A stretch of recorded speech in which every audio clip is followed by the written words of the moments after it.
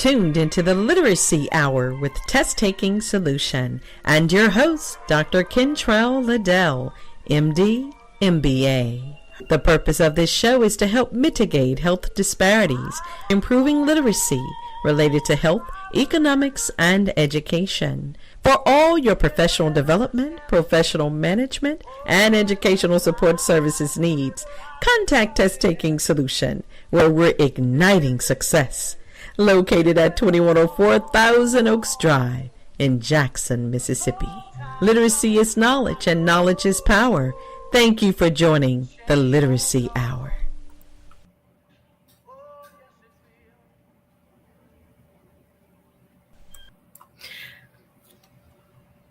All right, good morning, everyone. Wow, it is so good to be back. And I'm just excited that we have made it to September the 9th, 2025. Welcome to another episode of the Literacy Hour. You tuned into the right show at the right time. It's the Literacy Hour, live streaming on our Test Taking Solution Foundation YouTube station, which streams all over the world, any place that has an internet connection. Good morning, Jackson and surrounding areas listening to us this morning on WMPR 90.1 FM, the voice of the community. I must say that I hope you tune in early in the morning, even before this show, because Brother DJ Larry Armstrong would never disappoint. He always ushers us before the throne of grace, and I just feel good every Tuesday morning after listening to him. And that's right before the Literacy Hour. So go ahead and set your alarms, and you can be getting ready for work and listening to Brother Armstrong. Again, you will be glad you did. Thank you, Brother Armstrong. WMPR is A1 in part because of your dedication, compassion, professionalism, and expertise. Good morning, fellow Mississippians of the Sumrall, Laurel, and Hattiesburg areas listening this morning to WGDQ 93.1 FM, where God did it quickly. And good morning, Mississippi Delta, listening to the best urban sound around, WBAD 94.3 FM. We're so grateful for all affiliate stations and others who are listening around our country and the world. We understand that we have some people in Africa who tune in quite regularly, several parts of Africa, and we're so excited about that. I'm always happy to connect. You won't be sorry that you tuned in this morning, and I hope that you decide to join me right here every Tuesday morning from 7 until 8, where on First Tuesday, we enhance our education literacy. Second Tuesday, that's today, health literacy is the focus. And third Tuesdays, financial literacy. Fourth Tuesdays, mental health and wellness. Fifth Tuesdays, we discuss all things tech.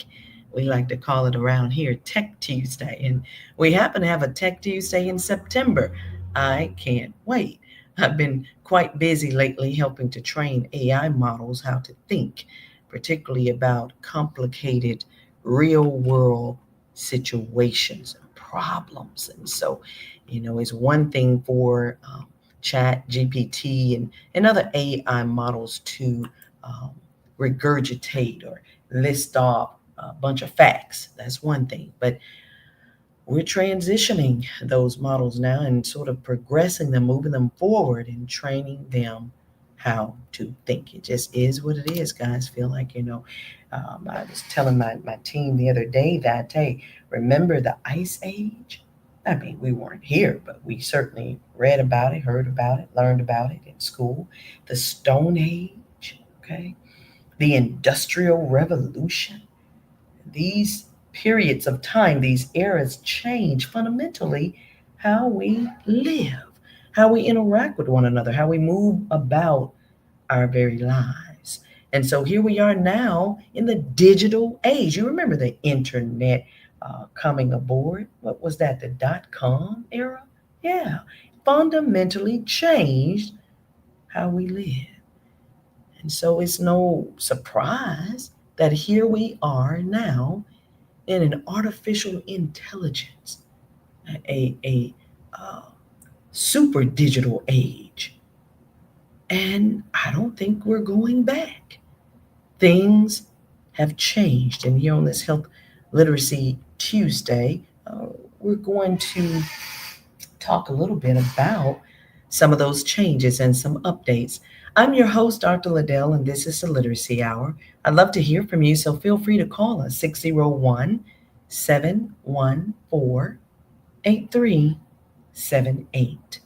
If you're shy and you just want to message me while I'm on the air, go ahead and text it to me.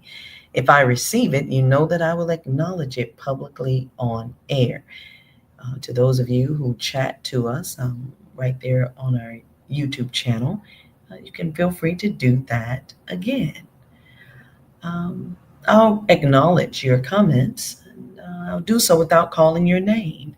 If you want your name called, if you want to share your name, I invite you to call in 601 714 8378. I love to learn. And so if you have something you want to share with us and teach all of us who are listening, please call in and share it.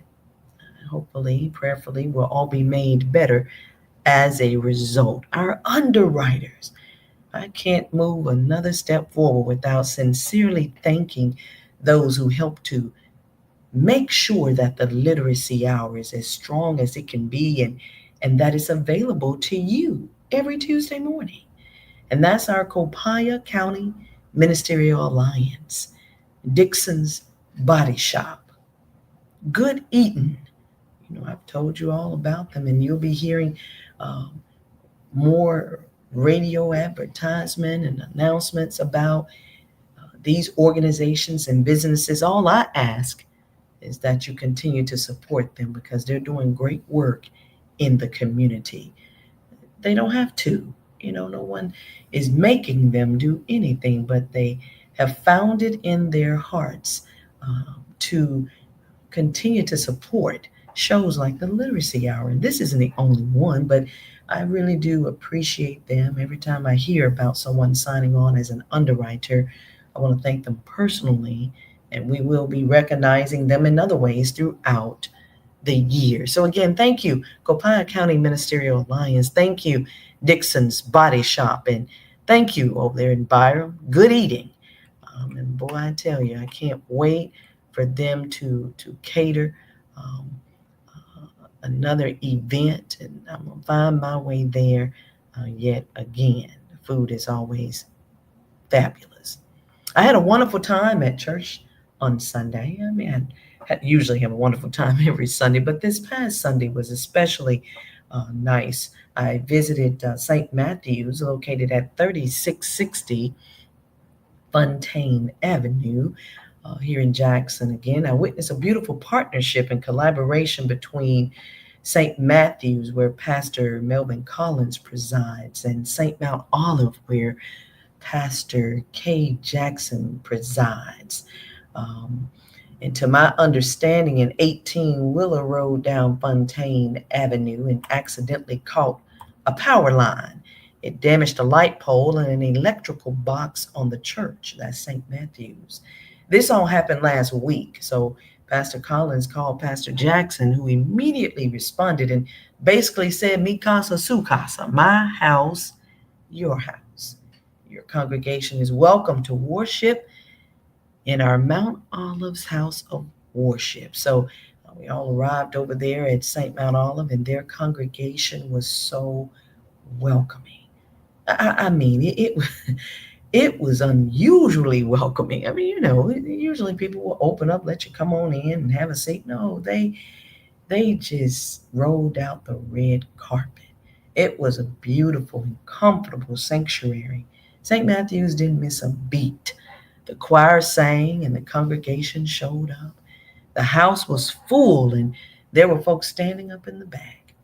Pastor Collins preached a mighty word about grace. And if you're down and out right about now, about anything, I want to invite you to visit St. Matthew's MB Church's Facebook page and see for yourself.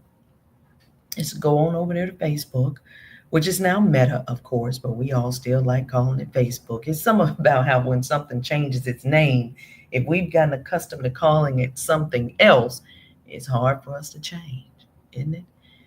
But go on over there to Meta and type inside the search bar St. Matthew's MB Church. And that's over there on Fontaine Avenue in Jackson. Yes, thank you. I appreciate it. And the church's page will pull up for you when you type that into the search bar. That's St. Matthew's MB Church. You'll be able to hear this past Sunday's sermon right there.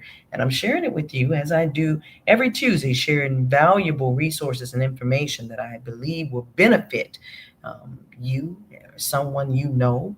Um, if somebody's down and out right now and you want to lift them up, let them hear a mighty word about God's grace, and they can do so by visiting St. Matthew's MB Church's Facebook page. Um, you'll be able to hear that sermon.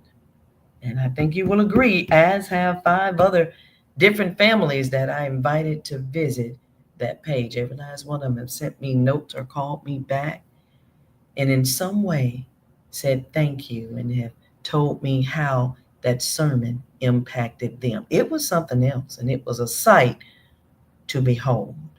I have a few announcements before we really get into it this morning, and I want to share these things with you because they're just so important for you to know. They found some scammers out here, nothing new, but they're using AI. Yeah, they're using artificial intelligence now to impersonate physicians, fraudulently selling unproven health products. You want to be careful. You go on to Facebook or Instagram or TikTok and all these other things, and you see these influencers, which are sometimes not real people, but AI impersonations. And so there's a big article or big write up in the New York Times. I think you can find it if you look at their September the 5th issue. And you will see they talk about and raise awareness about videos powered up by artificial intelligence imitating physicians and their voices presenting medical information. And the posts are part of a global surge of frauds hijacking the online personas of prominent medical professionals trying to sell unproven health products or simply trying to swindle gullible customers out of their money. And it's a bad problem because literally there are some of you, somebody out there, um, gets fooled. And we don't want you to be fooled. We want you to really focus in and try very hard to discern whether or not what you're listening to on these various social media pages is true information. I tell you all the time, listen, you know, don't get your information from these, especially your medical information, from these modalities and avenues and platforms. Man, get a relationship with a licensed healthcare provider. Get a relation, find a medical home. And if you need one, I told you, call Test Taking Solution. We will put you in touch with several. Okay. So just dial our number 601-714-8378 if you're looking for a medical home. And we'll get you set up with some reputable medical homes in your listening area. They're all over. And I am a strong proponent of you speaking to someone who is qualified and well trained, having a relationship. Nothing will ever take place of the physician patient relationship. So don't let these AI imitators on Facebook or Meta, TikTok, and these other social media platforms fool you. Maybe it's because I'm a doctor. They just can't fool me when they're trying to talk about some medical information. You can look at many of them and tell immediately that it's fake. It's fake. And they will have you spending your money on some pills, and you'll get the pills delivered to your house talking about, that it's good for this or good for that and guaranteed for this and guaranteed about that. And man, they're not even FDA approved. That's our Food and Drug Administration. Okay. Talk to your healthcare provider. And yeah, I don't like that word provider, but hey, it is what it is. And that's where we are. And that's what they call us now, healthcare providers. This Health and Literacy Tuesday morning, I want you to know a lot of physicians, and I can say it because I attend several conferences where we discuss this very matter. We don't like that word providers. We didn't go to school, medical school residency to be called a provider. That's such a generic term, but it is what it is today because so many other different professions, mid level providers, and others, look, I said it again, have entered and expanded their scope of practice in some ways that now physicians are also being called providers. And it's something, I'm telling you. I know some of you may have never thought about that, you know, but I think about it quite often. Barbers are barbers, mechanics are mechanics, radio show hosts are radio show hosts, teachers are teachers, superintendents are superintendents, but physicians, we throw them in a whole pot and call them providers. Only thing constant is change, you all. Things are changing. So be careful. All this quackery and AI tools being developed by big tech, enabling people behind these impersonations to reach millions of folks online looking like they know what they're talking about. And call the numbers and try to talk to the professional. You won't get anybody, you're gonna get a salesperson. So just leave that alone. Okay. So that's one announcement. These scammers using AI to impersonate magnificent, prominent medical professional to sell unproven health products that could potentially hurt you. Stay away from that. If you live in Mississippi, you're a Mississippian like I am a proud Mississippian. Visit msdh.ms.gov. That's our State Department of Health's website. You want to know something about healthcare, national stage, you can visit cdc.gov still. Yeah, they've taken down some things. Some things have changed around. Only thing constantly has changed. But you cannot and they will not provide false medical information. I'm holding on to that. I'm going to hold on to the fact that they will not feed fellow Americans false medical information.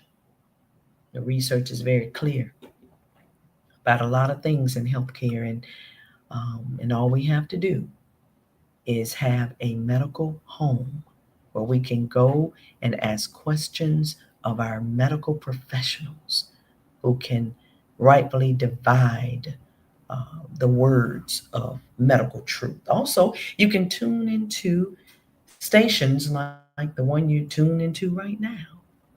It is a blessing that we have stations like WNPR 90.1 FM, WGDQ 93.1 FM, WBAD 94.3 FM to provide resources, professionals who come on and talk about very important topics, whom you can reach out and touch. You can call in, you can ask a question, and we'll be happy to respond.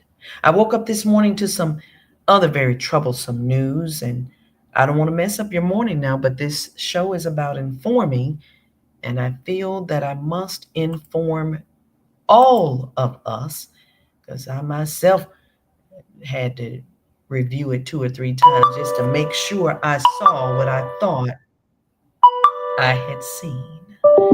And in fact, I did. American high school seniors. American high school seniors. Their scores on major math and reading tests fell to their lowest levels on record. You heard me correctly, and I had to do a double and a triple take. Wait a minute now. Math and reading scores for the seniors, the ones graduating, the ones getting ready to go out into the world, to college, to military, to jobs, they're having trouble with math and reading tests? Well, it's according to results released just today, this morning at 12:01 a.m. It hit my box, the U.S. Education Department. And again, data is very powerful. They've reviewed the data and the results are in. 12th graders' average math score was the worst since the current test began in 2005. That's 20 years ago, you all. And reading was below any point since that same assessment started in 1992. And that was a good year. And that was the year I graduated from high school, Noxubee County High in Macon, Mississippi. Man, we were reading well. My classmates and I were showing out where math and reading are concerned because we had amazing teachers. And some of you, many of you, experienced the joy, the compassion, and the expertise by the hands of some great teachers. Things look like they're changing.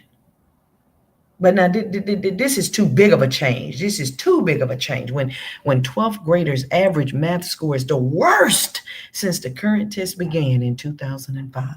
I'm so grateful that the Jackson Public School District is focusing on this matter. Yeah, they have an RFP out about mathematics high dosage tutoring impact. And you best believe Test Taking Solution is putting our names in the hat, because we have phenomenal outcomes when it comes to math, science, reading, all subject matters, physics, calculus. Our children might not understand those concepts when we first meet them. Oh, but all you have to do is come on over there and poll them or poll their family members and they would tell you. The children are so much further down the road. Their grades are improving because they have enjoyed the test-taking solution experience. And so again, JPS did not waste any time jumping on the matter. As a matter of fact, they didn't even wait on these results to be published this morning. They already knew. I love it when people use data to better inform their decision making. You don't have to wait for stuff to be published nationally to act. When you see that there's something wrong and you have the means and resources to do so, act on it. I done told us many a time now, and it's just my opinion, but I rarely, would give my opinion, but I give this one because I know it to be true. 3 things in my life have shown and proven to me that they can solve any problem when put together. And that's prayer, having the right experts at the table, and adequate funding. You can get a long way down the road with that. You can solve a whole lot of problems with that. You don't need a lot of folks at the table, just the right people. So these 12th graders' average math scores, the American high school seniors' average reading scores, fell to their lowest levels ever on record since the assessment started in 2005. What's the problem? You can call in and share your thoughts if you want to. I see you're texting me, you're emailing me. That's great. I'm going to keep going. This is a conversation we need to have verbally. 601-714-8378. The share of 12th graders who were proficient, that's just proficient, not above average, but just proficient, slid by 2 percentage points between 2019 and 2024 to 35% in reading and 22% being proficient in math. You know we have to do better than that. We're Americans, but absolutely here in Mississippi, we can do better. There also were drops in the proportion of students who were able to reach at least a basic level of performance, which is a tier below being proficient. If you want to read these results and analyze them, I welcome you to do so. on first Tuesdays, Education Literacy Tuesday, we're really going to delve into it. And we've done it in the past and we'll do it again. It's the National Assessment of Educational Progress. That assessment is administered to tens of thousands of students. Yes. And then the results come in. The declines deepened slides that began even before the pandemic. And so, as I said, I didn't want to get your morning off to a bad start, but you're going to be better for being better informed. You now know our children need our help. What they're saying, this gloomy data is showing, is that the United States students are learning less than they did several years ago. This learning loss is not just congregated in one area of our country, but it's broad and substantial, and it's showing up on international exams, tests of children just entering school. And it just shows that few, if any, groups or regions of the country have been entirely spared. In other words, it is far and wide.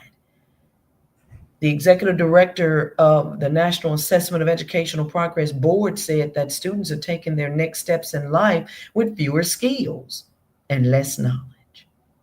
And we just can't afford to do that in this day and time, not when technologies are rapidly changing the way they are and changing the way we live. We need all hands on deck. We need our students doing better. So again, I'm going to try to move on because I have a lot more to share, but join me back here on First Tuesday, Education Literacy Tuesday. And we're going to really delve into these students who are struggling and falling even further behind. Again, I must say, and I can stand on it and show you the data, that the students who attend Test Taking Solutions after school program are doing well. These children are growing by leaps and bounds. They are learning, actively learning, and enjoying it.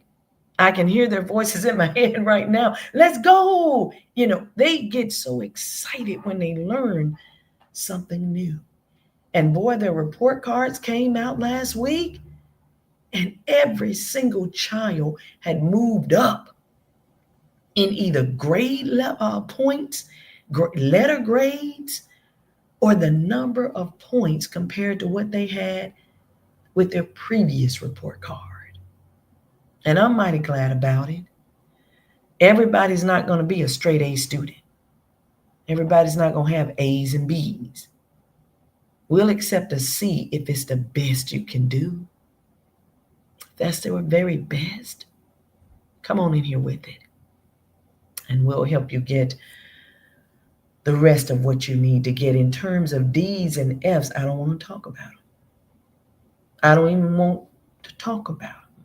My son might be listening in this morning, and if he is, he might start having some flashbacks if I talk about him. He never brought them home to me, D's and F's, but he'll have a flashback, I'm sure, of how I prevented him from bringing them home. Yeah, you're going to live here, and you have all your health and strength, and there are no disorders that prevent you from learning. You're not bringing any D's and F's to this address. And I would list off my address to him and everything and let him know, that's not what we do. And so parents, set the bar high for your students, for your children. I guarantee you they can reach it. Again, if there are no issues or problems, and if there is an issue or a problem, then what you want to do is get a medical home. Go ahead and set up an appointment with someone who can assess your child. Make sure they're able to learn. You can see the link to the article on our Facebook page, the article talking about these low test scores. Go on over to Facebook or Meta, TT Solution LLC. That's our Facebook page. And you'll be able to see it for yourself, read it for yourself, analyze it for yourself. Um, Here on this Health Literacy Tuesday, I also got a message this morning from Dr. Secretary of the Department of Health and Human Services, and I hope that, let me tell you. Great societies protect their most vulnerable. America's nursing home residents deserve nothing less than exceptional care.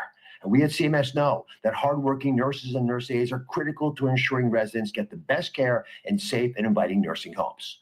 But the reality is, we have a shortage of qualified nursing home staff in every state in America. That has to change, starting now. Today, I sent a letter to the governors of all 50 states introducing a great opportunity to take bold action and tackle nursing home staff shortages. CMS is investing over $75 million in a new campaign to train and keep the nurses and nurse aides that we need to care for nursing home residents. This fund, which is seeded by dollars collected from the civil monetary penalties, can be used to support recruiting incentives like tuition reimbursement and stipends. States may also use the funds to streamline training for certified nurse aides. These actions will be game changers, especially in rural America. I'm inviting every governor in the United States to partner with CMS. You can bolster this critical campaign by investing a portion of your state's civil monetary penalty funds. CMS is committed to matching every contribution. That's doubling our investment in nurses, certified nurse aides, and excellent care for nursing home residents. This campaign brings together state leadership and federal partners to directly improve the quality of care for nursing home residents. Join us, and together we can transform nursing home care all across America.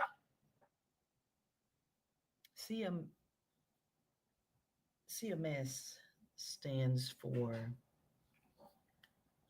um, Centers for Medicare and Medicaid Services.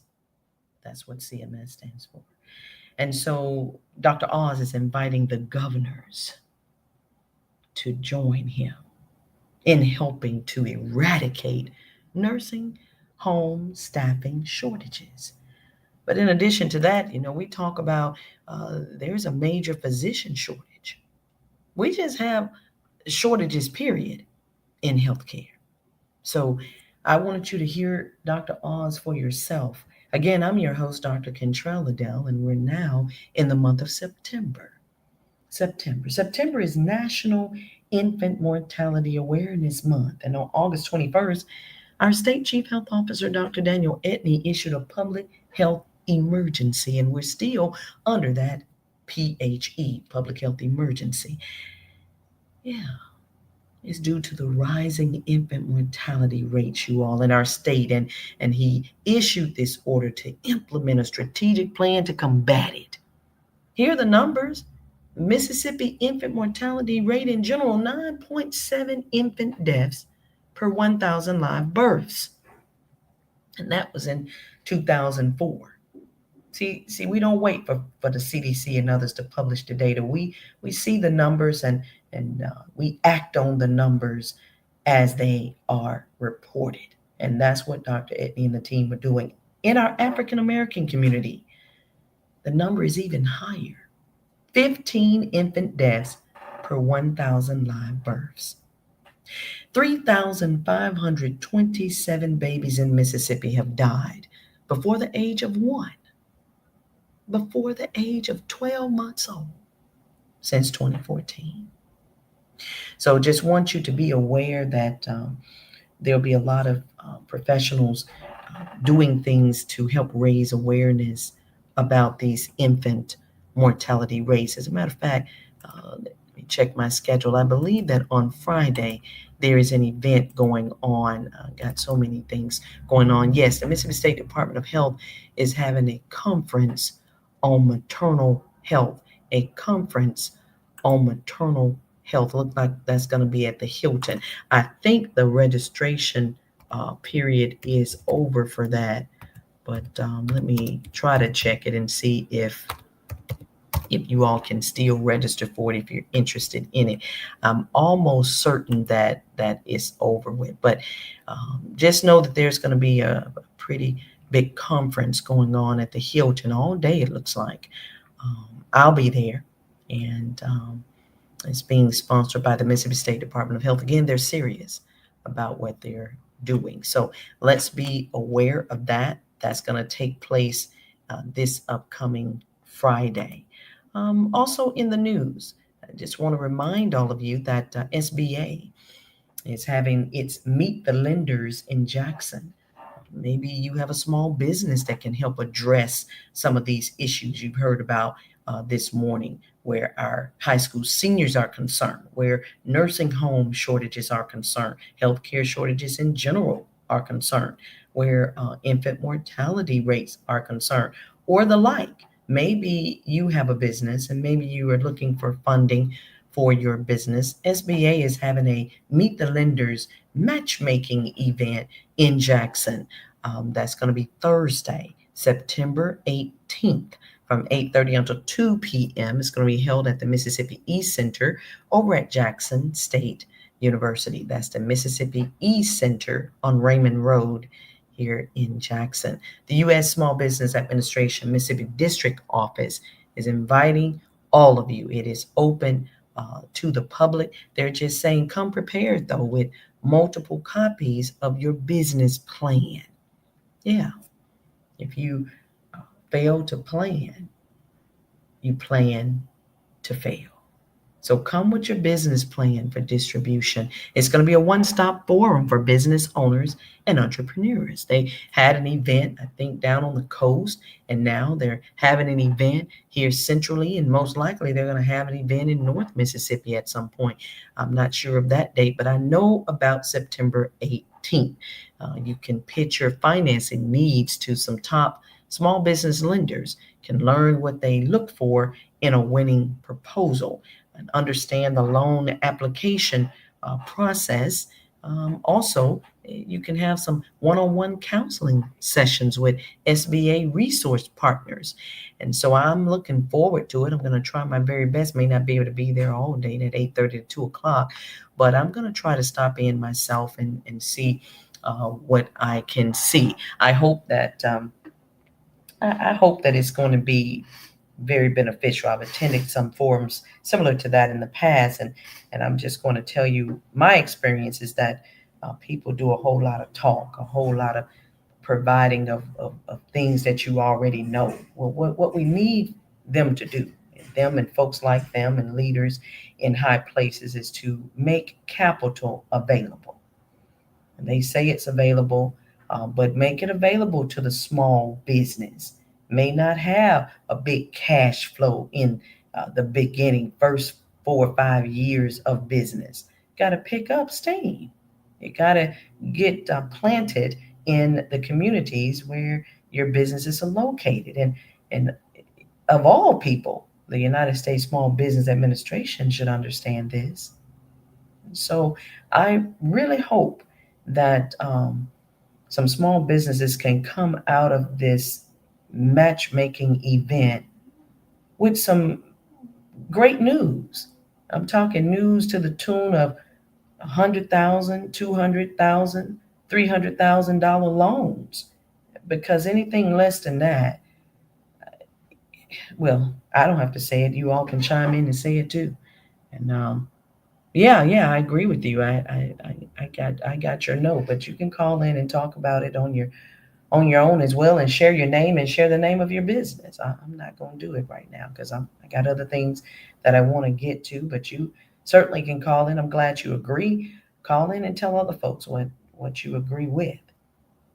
But yeah, we don't need any more pamphlets. We don't need any more brochures. We need capital, access to capital to help ignite the success of these small, fantastic businesses doing great work in the community.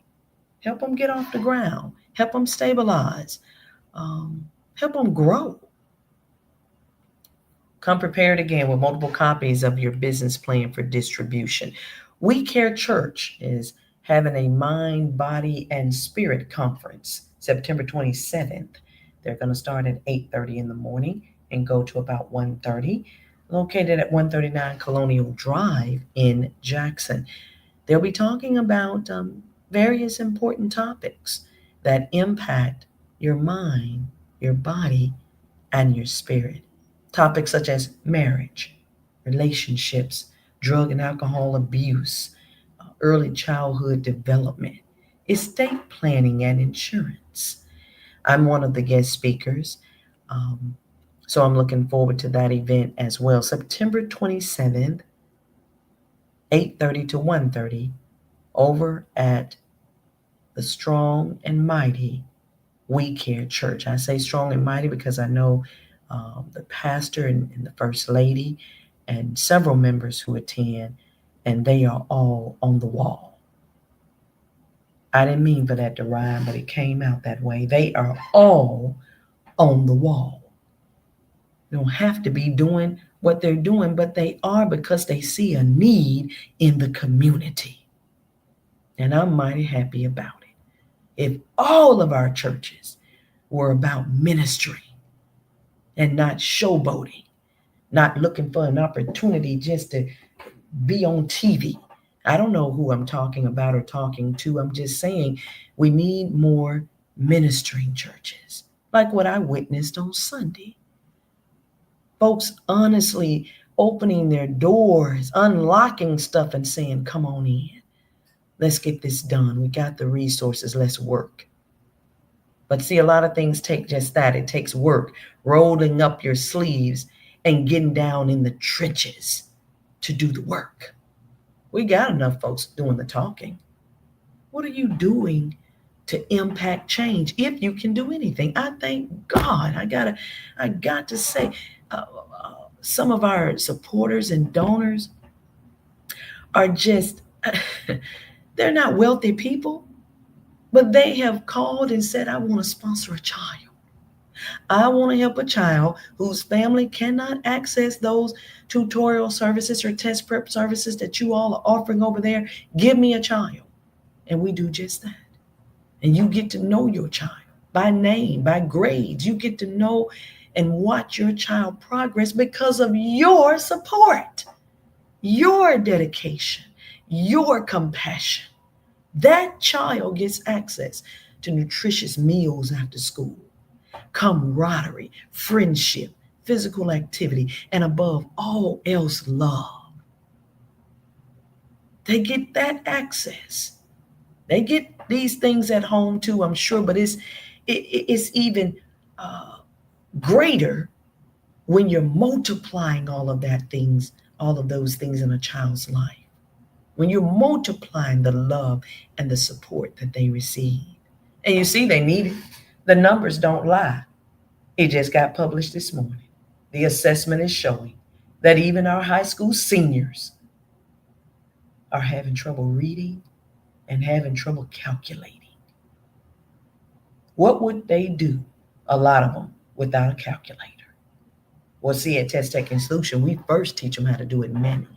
You first are going to learn how to subtract, add, divide, and multiply manually. And then you can double check your work with the calculator, but no. What happens when these things go out, these tools? It's health literacy Tuesday right here on the Literacy Hour. And I've shared my opinion about you not going to Facebook and other social media pages to get your medical information. But I do want you to know that any information shared by me, the host, or guest is for educational purposes and it doesn't constitute medical, legal, financial, or tax advice. I've told you once, I've told you a million times, I want you to have a relationship with your very own licensed certified professional and get your information directly from them. They know your situation. Everybody's circumstances are different. And remember, relationships matter. I want to thank you again for joining me this morning, though the phone line is still open. I welcome your questions and comments, 601 714 8378. You can visit our website too, ttsfoundation.org. If you go there right now and click on the Literacy Hour page, you'll find the link to this live stream. Just scroll down until you see the Literacy Hour YouTube channel. It's a link there. Just click it, and you'll be able to go back and listen to any part of this show or any other episodes that we have done in the past on your own time. But don't just click it. subscribe to it. And that way you'll be notified whenever we're on air. Today, on this second Tuesday, we like to focus on health literacy. And what is that? Having the ability to find information, the ability to understand information, use information and services to do what? Inform your health related decisions, to inform your actions that you're going to take uh, on behalf of your own health and perhaps the health of others for whom you are responsible. That's what being health literate is all about.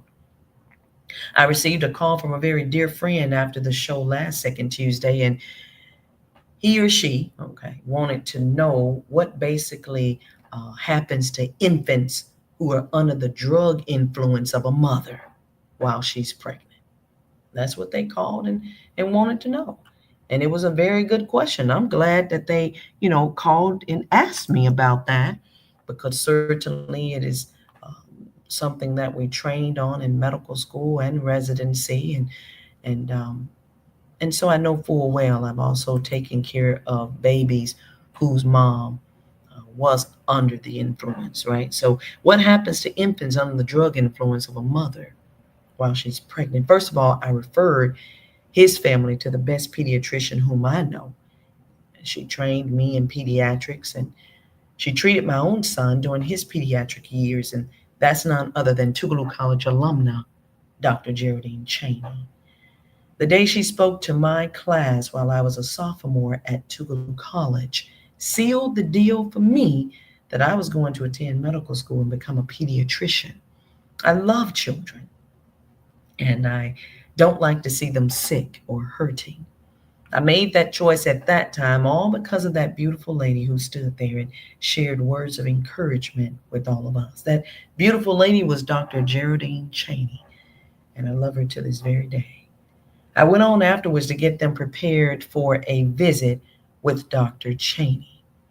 We talked about neonatal abstinence syndrome. And I want to talk about it here on the Literacy Hour today, because if my very dear friend had this question, then I know that someone else has the same question, and that someone might be you. So let's talk about it. What happens to infants exposed to drugs through maternal drug use? What happens? Again, I want you to hear this phrase: neonatal abstinence syndrome. NAS is what we call it, and I'll refer to it as NAS here. But according to the American College of Obstetricians and Gynecologists, NAS is drug withdrawal. Yeah, the baby withdraws from the drugs. It occurs in about 30 to 80% of the infants born to women who, for example, use opioids. The babies are born with NAS. It's a withdrawal syndrome. And they can have disturbances in their GI system, that's gastrointestinal, their gut, their autonomic and central nervous systems. These babies can be more irritable and have high pitched cries and poor sleep habits and uncoordinated suckling reflexes. And all of that can result in what? Them eating wrong, poor feeding. So the onset and the duration of NAS can vary, of course, depending on what opioid the mom used. For instance, infants who are exposed to methadone, research shows that they begin to show withdrawal symptoms within the first 72 hours of life. And that withdrawal can last several days to weeks. And in contrast, symptoms in infants exposed to other drugs can onset 12 to 48 hours, peak at a certain time, and resolve by 7 days. So it just really depends on what drug is on board. Nicotine, is it a selective serotonin reuptake inhibitor, some sort of strong medication that the mom might be on, benzodiazepines, for example. So There are validated screening tools that pediatricians like Dr. Cheney and others, family medicine physicians, etc., can use. There's something called the Finnegan scale. Don't worry about that. Just know that there are some standardized, validated screening assessments that can be done on your infant or the infant of someone whom you know and love to determine if that child might be withdrawing. As a matter of fact, the nurseries, they should have some evidence-based policies where they assess and treat NAS. Families should be encouraged as well to participate in the care of those infants, including breastfeeding. I'm a big breastfeeding proponent. Those first hours of life are so very crucial. Baby just got here, and mama has some stuff on board that she can give the baby, some good stuff in that breast milk. Antibodies, things that can help the baby's immune system.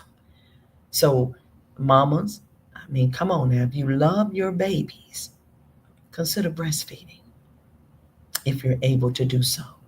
And I say it like that, you all, because sometimes people paint stuff with a broad brush. Everybody is not able to do everything. Once again, it's why it's so important to have a medical home. You can talk to your provider about your situation. You might have a breast condition, you see, and just gave birth. Maybe you can, maybe you can't breastfeed.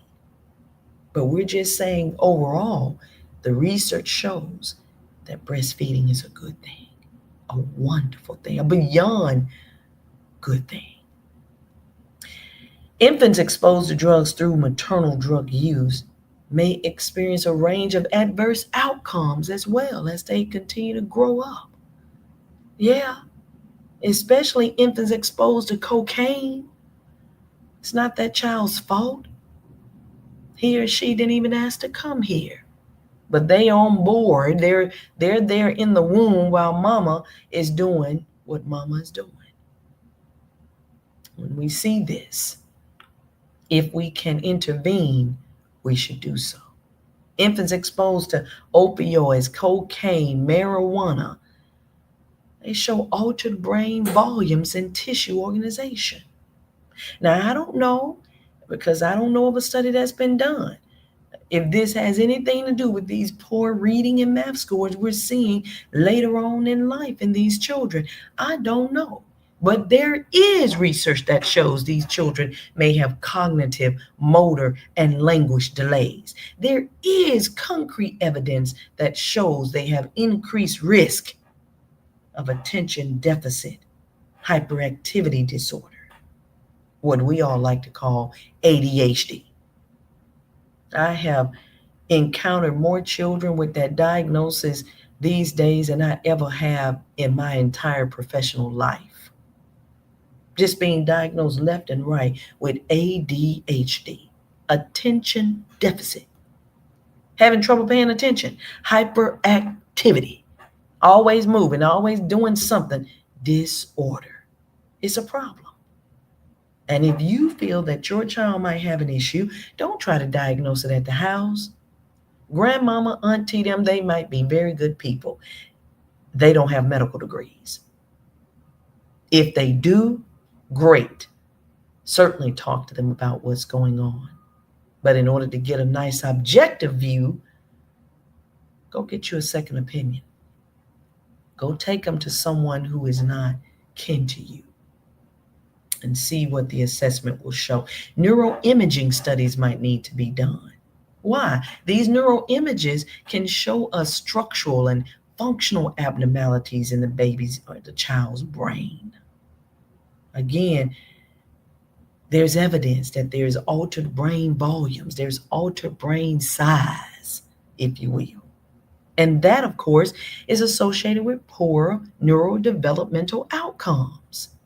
And there research, and I don't have time to really get into it, but I will tell you that, obstetrics and gynecology, let me just give you that one. That's a great resource that talks about these things. Medical journals, obstetrics and gynecology is one of my favorites. Journal of Addictive Diseases, that's another one. Has a great research article about addiction in pregnancy. Okay, they published that in 2010. There's another one, the American College of Obstetricians and Gynecologists, ACOG. They publish practice guidelines all the time, and they have a guideline about opioid use and opioid use disorder in pregnancy. And so let's support the long-term health and development of these children by knowing the truth, acting on the truth, and getting these children the help that they need. If you're looking for a great pediatrician, a board certified pediatrician who's been practicing medicine for almost half a century, that's 50 years, then I want you to give Dr. Geraldine Cheney a call. Her clinic number is 601 362 7476. 601 362 7476. We've created a series of syphilis commercials related to helping you to know more about this infection. And I think we have time for one of those right now. Let's take a quick break. Hey, this is Dr. Liddell, and I want to tell you something. Syphilis is preventable. Stop sleeping around. Stop playing games with your life. Don't you love you? Get yourself checked, and if positive, get treated. Syphilis is treatable. This has been a public service announcement brought to you by TT Solution Foundation.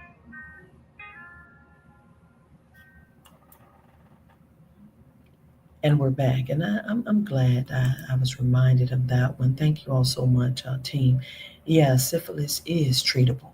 It is preventable. So let's be informed. We talked about obesity too last Second Tuesday, and I did want to mention something about VA healthcare this Tuesday. My Healthy Vet. If you are a veteran and you don't know about My Healthy Vet, please ask about it at your next VA appointment. Ask them to get you connected. You can have access to your medical records, your medication profiles. You can request refills. You can look at your claims, disability claims, and other claims, benefit claims, and all of that right there at My Healthy Vet. This moved to va.gov. On June 4th, 2025, the Department of Veterans Affairs, we call it VA, transitioned to the new My Healthy Vet on va.gov. You can do all those things I just told you that you can do by going over to va.gov, and you'll see My Healthy Vet over there. So as part of our mission to enhance literacy and to reduce health disparities, Test Taking Solution has helped several veterans to access their records on va.gov. And in order to do this, we had to train some of them how to use their mobile devices. It's not hard. And in the words of my late grandfather, B.F. Liddell, every child can learn. That's what he used to say. And I'm changing it up a little bit to say everybody can learn. So as we're definitely seeing during our ongoing literacy programs, everybody can learn. But if you're a veteran and you need help with accessing your records on va.gov, just schedule a training session at your local VA. Or if you feel, free of calling us, then do so. We'll provide you some assistance getting on to va.gov. All right, well, that's all the time I have today. I want you to know that next Second Tuesday, I'm going to pick up right there with VA healthcare. I want to share with you some things about PTSD and what the VA is doing with that. I want to talk about the Camp Lejeune situation, tell you what's going on with that. So just a number of things to talk about. But join me right back here next Tuesday when we will explore financial literacy. Thank you so much again, you all, for tuning in to the Literacy Hour. Have a great rest of your day. For the past 1 hour, you have been listening to the Literacy Hour with Test Taking Solution and your host, Dr. Kentrell Liddell, MD, MBA. We are located at 2104 Thousand Oaks Drive in Jackson, Mississippi. Visit us on the web at www.testtakingsolution.com. Join us each Tuesday from 7 to 8 a.m. for another life-changing conversation here on our podcast live stream at affiliate stations.